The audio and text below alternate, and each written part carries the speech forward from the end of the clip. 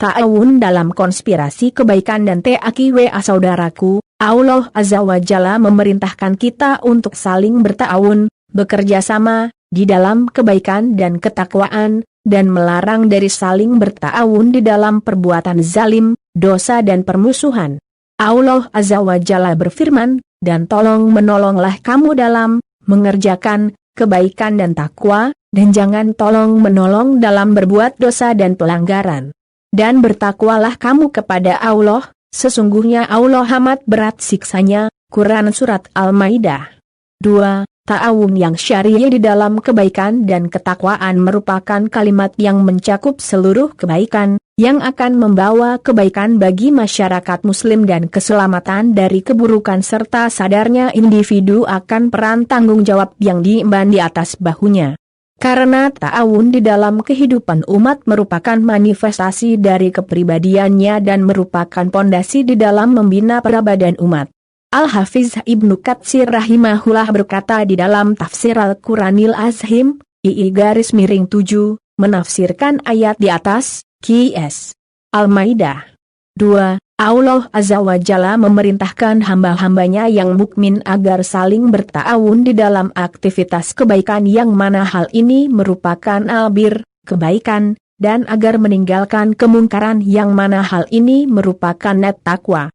Allah Azza wa Jalla melarang mereka dari saling bahu-membahu di dalam kebatilan dan tolong-menolong di dalam perbuatan dosa dan keharaman. Saudaraku, termasuk dalam pengertian ini adalah apa yang diriwayatkan oleh Muslim di dalam sahihnya dari hadits Tamim Ad-Dari radhiyallahu anhu. Beliau berkata, Rasulullah sallallahu alaihi wasallam bersabda, agama itu nasihat. Beliau ditanya, bagi siapa wahai Rasulullah? Rasulullah menjawab, bagi Allah, kitabnya, Rasulnya, pemimpin kaum muslimin dan masyarakat umum. An-Nushu, nasihat, ditinjau menurut bahasa, artinya adalah mengikhlaskan diri terhadap sesuatu tanpa disertai tipuan dan khianat.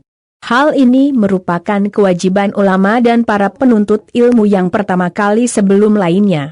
Karena mereka, para ulama, adalah pewaris para nabi, khalifah, pengganti, rasul di dalam menerangkan kebenaran, berdakwah kepada Allah, bersabar atas segala rintangan dan mengemban segala kesukaran.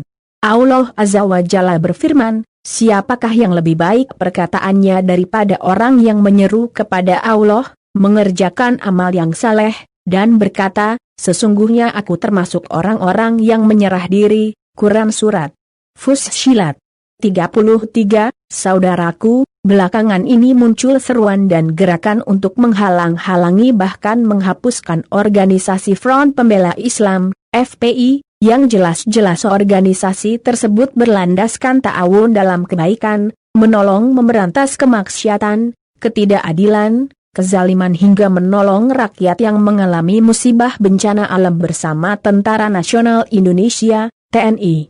Mengapa beberapa organisasi yang ta'awun dalam kezaliman dan kejahatan dalam sejarah NKRI terkesan malah masih diberi tempat? Saudaraku, ta'awun yang syar'i merupakan konsekuensi dari wala, loyalitas, kepada kaum muslimin.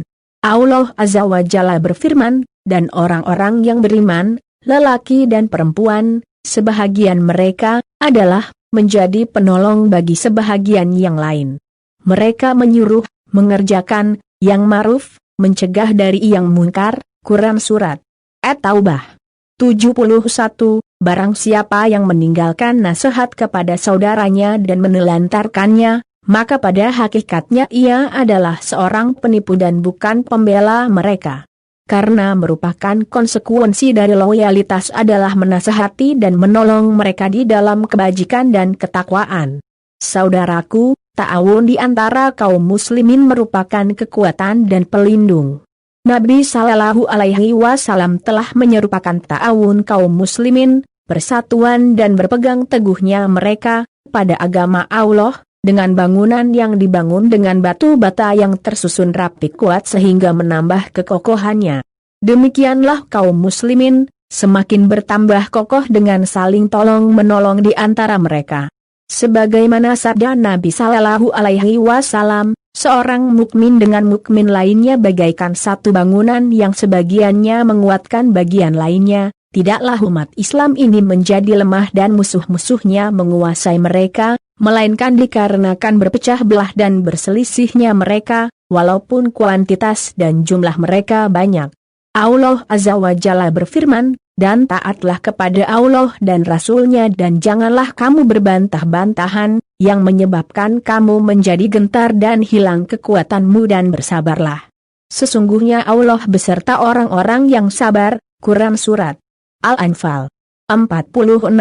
Saudaraku, perkara ini adalah suatu hal yang telah dikenal oleh fitrah yang lurus dan diketahui oleh akal yang sehat. Sebagaimana dikatakan oleh seorang penyair yang bijaksana, tombak-tombak enggan menjadi hancur apabila mereka bergabung.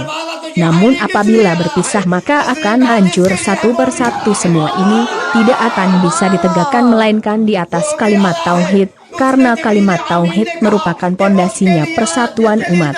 Saudaraku, ta'awun dan ikhtiat, persatuan. Sebagaimana firman Allah Azza wa Jalla, sesungguhnya agama tauhid ini adalah agama kamu semua, agama yang satu, dan aku adalah Tuhanmu, maka bertakwalah kepadaku. Quran Surat Al-Mu'minun 52. Ta'awun dan persatuan selayaknya ditegakkan di atas kebajikan dan ketakwaan, jika tidak, akan menghantarkan pada kelemahan yang parah. Berkuasanya para musuh Islam, terampasnya tanah air, terinjak-injaknya kehormatan dan terenggutnya tanah Muqaddas, Palestina. Sebagai pembenar apa yang diberitakan oleh Rasulullah Sallallahu Alaihi Wasallam, kalian nyaris diperebutkan oleh umat-umat selain kalian sebagaimana makanan di sebuah tempayan yang diperebutkan manusia. Para sahabat bertanya, apa jumlah kita pada saat itu? Sedikit wahai Rasulullah. Rasulullah Sallallahu Alaihi Wasallam menjawab, bahkan jumlah kalian pada saat itu banyak, akan tetapi kalian bagaikan buih.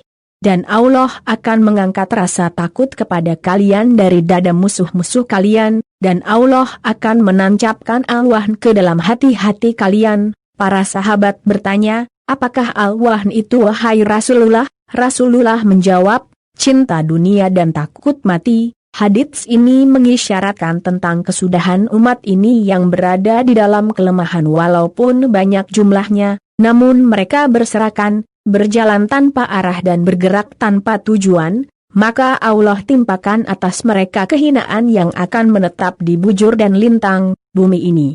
Sebagaimana sabda Nabi Sallallahu Alaihi Wasallam, jika kalian telah sibuk dengan jual beli inah, sistem jual beli yang terdapat unsur riba, kalian terbuai dengan peternakan dan bercocok tanam, dan kalian tinggalkan jihad, maka akan Allah timpakan di atas kalian kehinaan yang tidak akan terangkat sampai kalian kembali ke agama kalian. Hadits Sahih riwayat Abu Daud. Saudaraku, agama Islam mengarahkan agar seorang mukmin tetap harus membantu saudaranya yang teraniaya ataupun orang yang melakukan kezaliman, yaitu dengan cara menjauhkannya dari perbuatan zalim agar dia tidak melakukan kezaliman atas dirinya dan orang lain.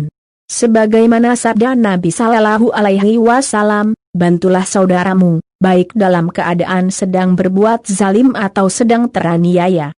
Ada yang bertanya, wahai Rasulullah, kami akan menolong orang yang teraniaya. Bagaimana menolong orang yang sedang berbuat zalim? Beliau menjawab, dengan menghalanginya melakukan kezaliman. Itulah bentuk bantuanmu kepadanya. Hadis riwayat Al-Bukhari. Care profetik dalam membantu orang yang berbuat kezaliman adalah dengan menyelamatkannya dari kezaliman itu, yaitu menjauhkannya dari perbuatan zalim dan menggagalkan rencana kezaliman yang akan dilaksanakannya. Disinilah peran dari upaya nahi munkar, yaitu mencegah orang dari perbuatan yang dilarang, terlebih kemungkaran yang berdampak secara luas pada orang lain, kemungkaran sosial.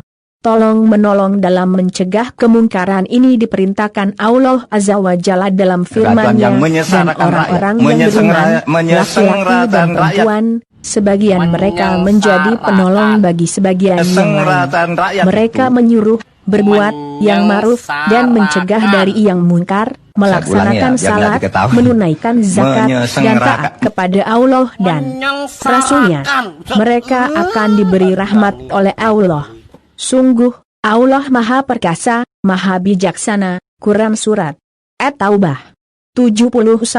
Seseorang yang berinteraksi dengan manusia untuk saling mengingatkan pada kebaikan kemudian orang lain mengerjakan kebaikan sebagaimana yang dianjurkan maka orang yang mengajaknya mendapatkan nilai kebaikan sebagaimana orang yang mengerjakannya. Inilah multilevel pahala kebaikan di saat seseorang saling bermuawanah atau ta'awun dalam kebaikan.